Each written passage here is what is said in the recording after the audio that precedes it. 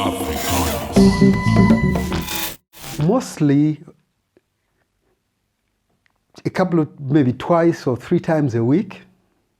If I go, say, on a long walk or on a long jog, I like to do it in where it's peaceful, where it's very quiet, and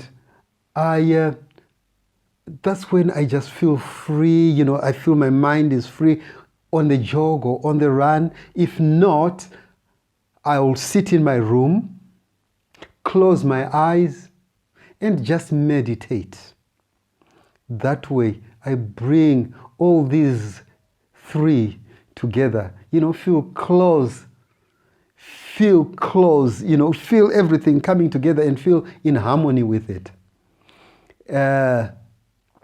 I always know that if your mind, body, and spirit are in harmony, then, only then, do people see love coming out of you. Only then. Africanus.